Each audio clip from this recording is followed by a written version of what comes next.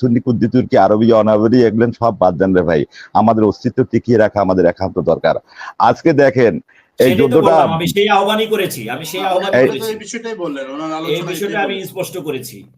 এই যুদ্ধটা যদি আপনি যদি প্রত্যক্ষভাবে দেখেন তখন দেখবেন যে এটা রাজনৈতিক যুদ্ধ। আসলে এটা রাজনৈতিক যুদ্ধ নয়, একটু পরোক্ষভাবে যদি হিসেব নিকেশ করেন এটা আসলে ধর্মীয় যুদ্ধ। এটা আসলেই ধর্মীয় যুদ্ধ।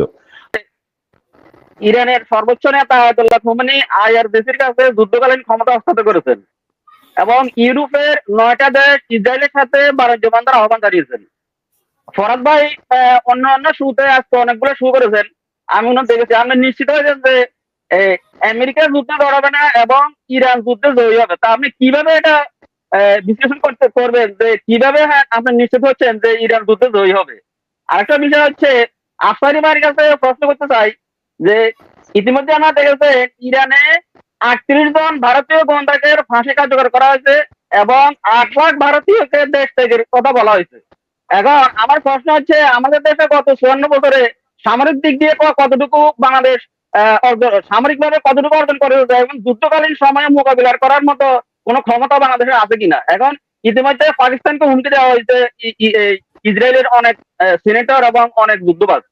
দেখেন, আমার প্রশ্ন হচ্ছে, যদি পাকিস্তান কোন রকম যদি ইসরায়েল হামলা করে তাহলে বাংলাদেশের মধ্যে কি রকম পরিস্থিতি সৃষ্টি হবে বা বাংলাদেশ এসব পরিস্থিতি মোকাবিলার জন্য প্রস্তুত আছে কিনা? ধন্যবাদ আমাদের সবাইকে। জি, ধন্যবাদ। মামুন। বিসমিল্লাহির রহমানির রহিম। সম্মানিত উপস্থিতি, আসসালামু আলাইকুম। আজকে একটা আমরা কঠিন পরিস্থিতির উপর দাঁড়িয়ে আছি, বিশ্ববাসী একটা কঠিন পরিস্থিতির উপর দাঁড়িয়ে আছে। এখান থেকে আল্লাহ সুবহানাহু ওয়া তাআলা আমাদেরকে সবাইকে মুক্তি দান করেন। ইয়াসিন আলী ভাই, আপনারা তো সবসময় এই যে প্রত্যেকের জন্য প্রত্যেকে লেগে আছেন। আমাদের উদ্দেশ্য হচ্ছে একটাই, আমরা মুসলিম যারা নিজের ইচ্ছাকে আল্লাহর কাছে সমর্পণ করে। এই বিষয়গুলো একটু তুলে ধরেন। শিয়া সুন্নি কুর্দি তুর্কি আরবি অনারবি এগুলো সব বাদ দেন রে ভাই। আমাদের অস্তিত্ব টিকিয়ে রাখা আমাদের একান্ত দরকার। আজকে দেখেন এই যুদ্ধটা আমি সেই আহ্বানই করেছি, এই বিষয়টাই বললেন, ওনার আলোচনা আমি স্পষ্ট করেছি। এই যুদ্ধটা যদি আপনি যদি প্রত্যক্ষভাবে দেখেন তখন দেখবেন যে এটা রাজনৈতিক যুদ্ধ। আসলে এটা রাজনৈতিক যুদ্ধ নয়, একটু পরোক্ষভাবে যদি হিসেব নিকেশ করেন এটা আসলে ধর্মীয় যুদ্ধ। এটা আসলেই ধর্মীয় যুদ্ধ। আমরা যারা মুসলিম আমরা বিশ্বাস করি আমাদের জ্ঞান বিজ্ঞান যতদিন পর্যন্ত পরিচর্যায় ছিল, আমরা ওসমানীয় খেলাফতরা সারা পৃথিবীতে প্রায় 700 বছর রাজত্ব করেছি। কারণ সুলতান মেহমেদ বলছিল, জ্ঞান যার পৃথিবী তার।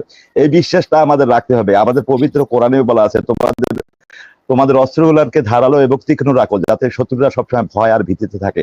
আমরা কি আমাদের অস্ত্রগুলোকে অর্জন করতে পেরেছি? আমরা একটা দেশ নিয়ে স্বাধীনতা সার্বভৌমত্বের বড়াই করি। এই স্বাধীনতা রক্ষার জন্য যে আমাদের সার্বভৌমত্বের যে করণীয় বর্তমান সময়ের প্রেক্ষাপটে, এটা কি আমরা অর্জন করতে পেরেছি?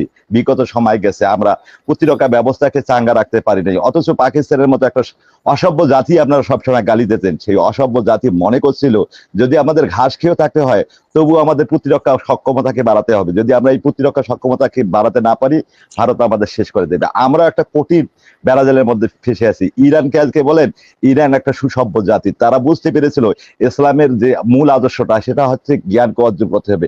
জ্ঞানের দ্বারা আজকে স্বল্প সীমিত সময়ের মধ্যে মাত্র 40 বছর সময়ের মধ্যে তারা যে এই প্রযুক্তিগুলো অর্জন করতে পেরেছিল, এটা আজ অব্দি প্রায় 200 বছরের ইতিহাসে অনেক দেশ অর্জন করতে পারেনি। কাজেই ইরানের এই প্রযুক্তিকে আমরা সম্মান করি, ইরানবাসীকে সম্মান করি, তাদের ন্যায় আর নীতিকে সমর্থন করি।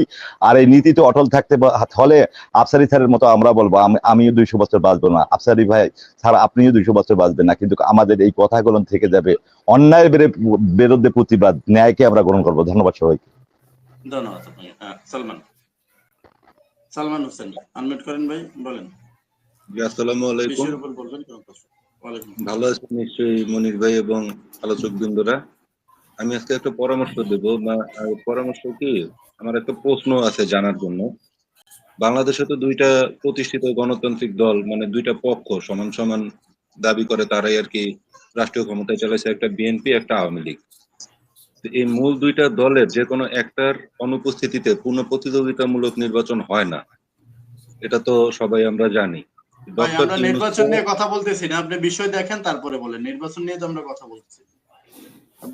আমার বিষয়টা এর সাথে জড়িত ভাই, আমার বিষয়টা কিন্তু এটার সাথে জড়িত। দেখেন, ইরান আর ইরাকের বিষয়ে চলে আসেন। হ্যাঁ বলেন, বিষয়ের উপর। আচ্ছা, তাহলে বলছি ভাই, ইরাক আর ইরানের মধ্যে বিভেদ লাগিয়ে আমেরিকা যেভাবে উপনিবেশবাদ চালানো পায়তারা করছে এবং আজকে ইরানের উপরে যেই হামলাটা চালাচ্ছে, বাংলাদেশ তো একসময় পাকিস্তানের অংশ ছিল ভাই। বাংলাদেশ আর পাকিস্তান দুইটা ভারতের প্রতিবেশী রাষ্ট্র। আমাদের মধ্যেও কিন্তু বিভেদ লাগিয়ে ভারত এইভাবে আমেরিকার মতন সুযোগের সন্ধান করে বেড়াচ্ছে।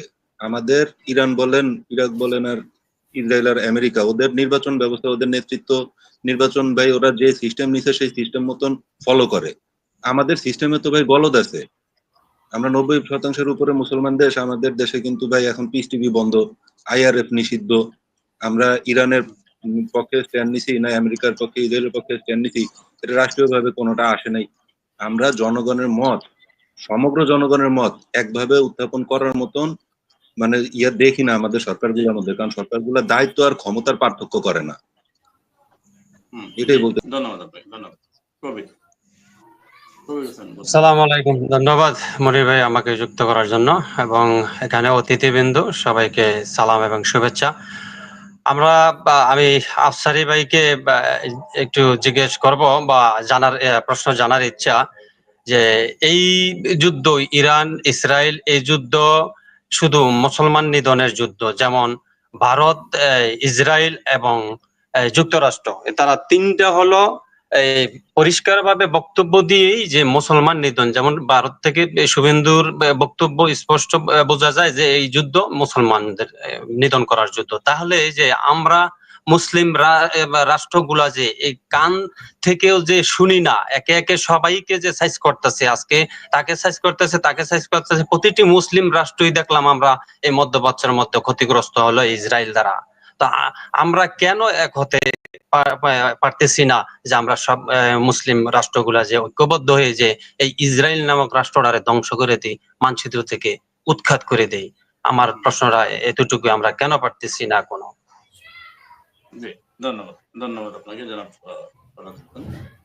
কবির হোসেন। জি, নজরুল ইসলাম সাহেব বলেন।